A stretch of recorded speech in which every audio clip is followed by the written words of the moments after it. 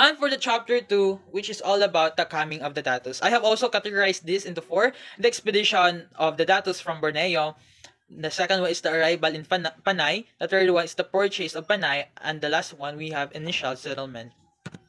For the expedition from Borneo, Monteclaro's account typically explains that the Datos left Borneo due to the oppression, political strife, or the desire for new lands and opportunities.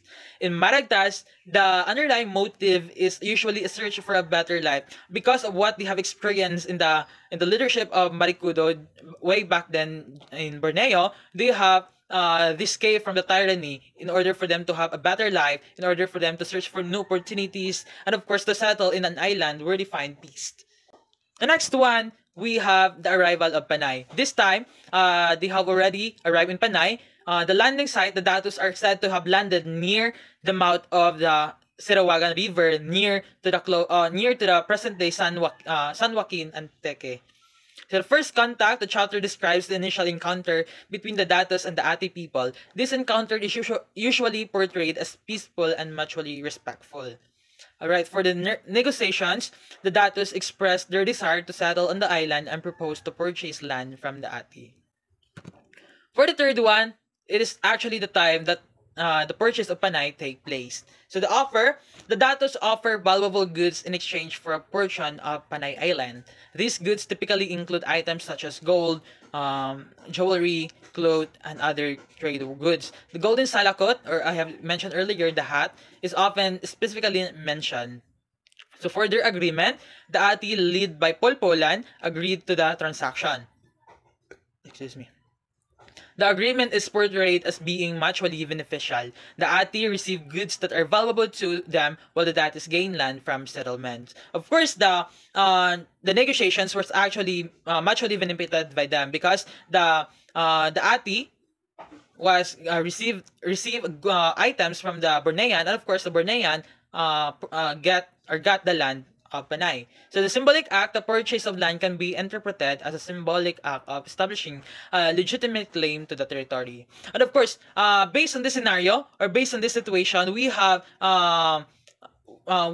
reflect the value of barter system in this time, because during pre-colonial times, the Philippines, including the Panay Island, used a barter system where goods were exchanged for other goods or services without using money, because there is a limited use of coins during the time, where the coins were not widely used in the Philippines during the time of the Maragtas, which is believed to be around the 13th century.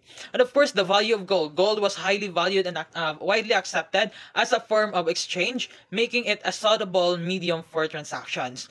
And for its cultural significance, the use of gold in transactions also held cultural significance, as it symbolized wealth, status, and power. The use of gold, such as the gold salakot, as a form of exchange was a common practice in many ancient societies, including those in Southeast Asia.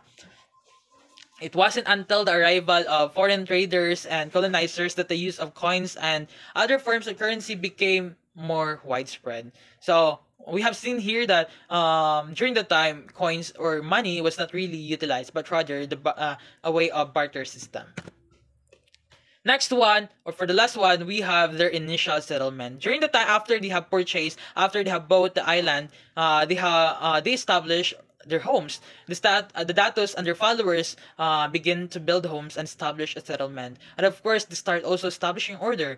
The Datos start to organize their community and establish a system of governance. So, alright, so now let's, we have already here in chapter 3, the division of Panay and the Dato Putis return. So, I have categorized also this into 4. The first one, the division of Panay. Number 2, we have Dato Putis return to Borneo. Number 3, we have Sumakwil as leader. And for the last one, the establishment of laws and customs.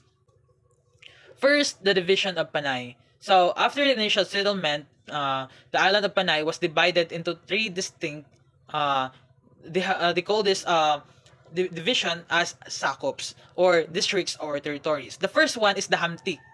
Okay, so the Hamtik, this region was led by Dato Sumakwil. It generally corresponds to the present-day province of Antique. So Antique was originally part of this division, which called Hamti. For the second one, we have the Aklan. This region was led by Dato Bangkaya. it corresponds to the present-day province of Baclan and parts of Capiz. For the third one, we have Irong-Irong, or now we called as Iloilo. This region was led by Dato Paiburong. It corresponds to the present-day province of Iloilo.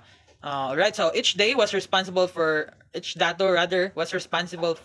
governing his own sakop, implementing laws, customs, and systems of justice. So as I have mentioned earlier, it is divided into three. First one, the Hamti. The second, the Aklan. And the third one, we have the Irong-Irong.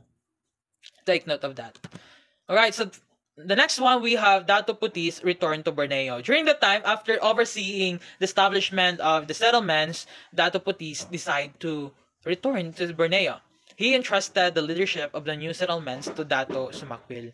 So, because Dato Putis saw that his people already settled there, already have a good life, to return to Borneo for good. Alright, so this time we will tackle Sumakwil as leader. So after Dato Putis returned to Borneo, he entrusted his the leadership to Sumakwil. With Dato Putis' departure, Dato Sumakwil becomes the most prominent leader in Panay. Dato Sumakwil is responsible for maintaining order, resolving disputes, and ensuring the continued prosperity of the settlements.